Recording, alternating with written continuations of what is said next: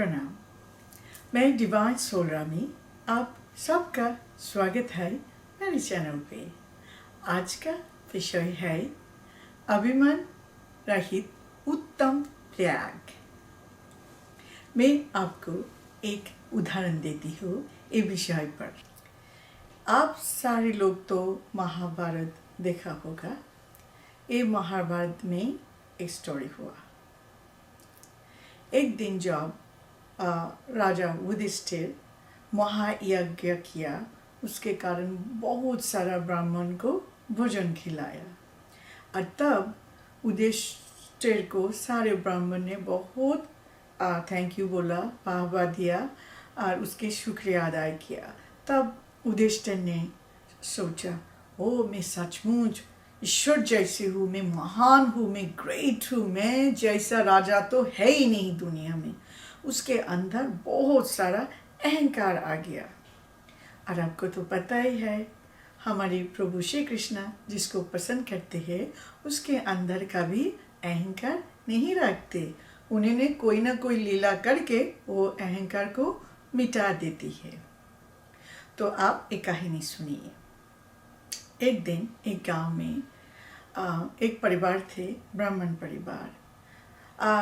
उसकी ज़िंदगी बहुत ही अच्छे से चल रही थी। बहुत हरा भरा जब थे तब वो हमेशा दान धर्म अतिथि सत्कार बहुत अच्छे से करते थे।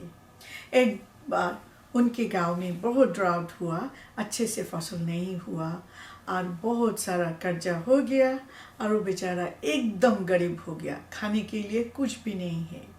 वो ब्राह्मण परिवार में वो लोग 4 सदस्य हैं, मामा पापा बेटा और बेटा बहू। वो लोग 4 जन थे वो परिवार में। तो एक दिन वो बेटा और पापा खेती जाके एक एक धान को समेत करके एक मुट्ठी भर के धान लेके आया। तो उनके बीबी को दिया, बहू को दिया। वो लोग उनसे राइस पकाया, भोजन बनाया। तो इतना भी ज़्यादा नहीं था राइस। वो एक एक सदस्य के भाग में एक एक निवाला राइस आया, भात राइस आया। उसी क्षण जब वो खाना शुरू करे तब द्वार में एक भिक्षुक आकर बोला, माँ जी बहुत भूख आई है, 3 दिन से भूखे हूँ, कृपा करके मुझे कुछ खिलाइए, मेरी भूख को शांत कर दीजिए। माँ जी मुझे कुछ खाना दो, मुझे कुछ भोजन दो, मेरी भूख को शांत कर दो, मैं 3 दिन से भूखे हूँ। तब ये इंसान, ये परिवार 3 हफ्ते से भूखे हैं, एक भी दाना नहीं मिला, बहुत ही भूखे हैं। उसी समय ये द्वार में आए भिक्षुक एक मेहमान के तरह खाना मांग रही है। तो पहले पापा ने उनके हिस्सा के एक निवाला राइस वो वजन वो भिक्षुक को बैठा कर खिला दिया। वो बोलते हैं 3 दिन से भूखे हूँ, भूख शांत नहीं हुआ, कुछ और मिल जाए। तो माता ने उनको पोषण का, उनको भाग के जो एक निवाला राइस चावल उनको खिला दिया भोजन। तो बोले भूख शांत नहीं हुआ, अभी भी बहुत भूखे हूँ। तब बेटा का हिस्सा भी उनको खिला दिया। 4 बार वो फिर देख रही है और कुछ मिल जाए। तब बहू ने उनके हिस्सा भी उनको समर्पण कर दिया, वो भिक्षुक को दे दिया। तब जब वो भिक्षुक आधे निवाला खाया, उस समय दैवी लाइट ज्योति आया और वो भिक्षुक देवता बन गया और बोला, तुम ये परीक्षा में पास हुआ, मैं तुम्हारी परिवार की परीक्षा ले रही थी। जब तुम्हारी ज़िंदगी अच्छे से चल रही थी, तुम बहुत ही अच्छे से दान धर्म किया और अतिथि सत्कार किया। अब तो तुम बहुत ही गरीब हो, दुखी हो, मुझे देखना था अब तुम कैसे तुम्हारी अतिथि सत्कार निभाओ। मगर तुम चारों ही सेक्रीफाइस कर दिया, तुम चारों का खाना मुझे खिला दिया विदाउट एनी हेजिटेशन, मीन्स कोई आशंका किया ही नहीं। आसानी से एक एक सदस्य उनके हिस्सा के भोजन वो द्वारे आए मेहमान को खिला दिया। तब उन्होंने देवता ने बोला, तुम दान धर्म के बहुत ऊपर हो, और ये दुनिया में जब दान धर्म अतिथि सत्कार का कोई बात आएगा, तुम्हारे नाम सबसे ऊपर रहेगा। मैं स्वर्ग से विमान लेके आई हूँ, तुम्हारी परिवार मेरे साथ स्वर्ग में चलो। और जो खाना आधे निवाला बच गया था, एक नेमला आकर वो भोजन को खा दिया और उनका शरीर आधे सोना का बन गया, आधे सोना हो गया। वही नेमला जब युधिष्ठिर के यज्ञ में आया और जो जूठे खाना था और वो जो खाया, उसके शरीर में कोई परिवर्तन नहीं आया। इसीलिए उसके अंदर अहंकार आ गया था।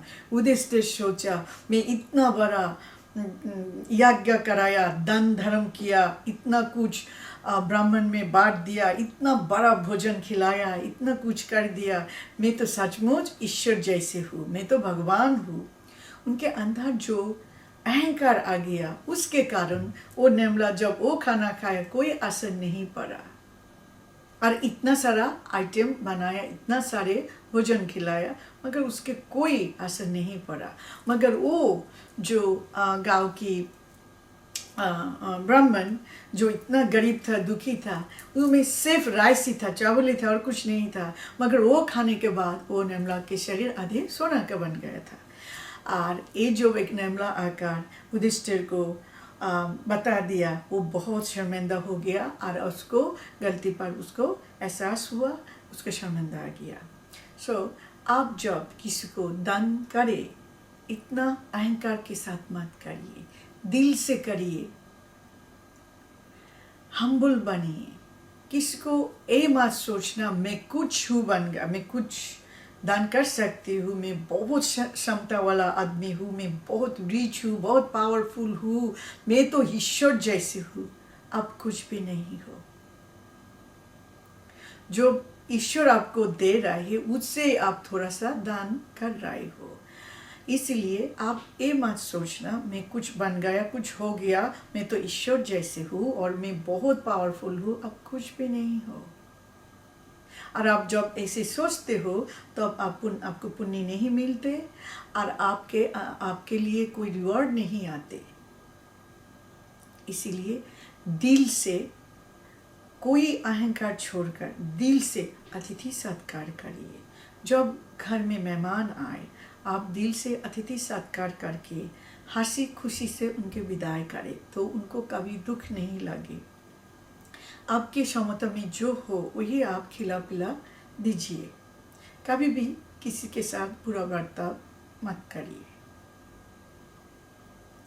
आप ये स्टोरी से देख सकते हैं कैसे हमें अतिथि सत्कार करना, कैसे हमको दान धर्म पालन करना। आज इसी तक। Thank you. प्रणाम।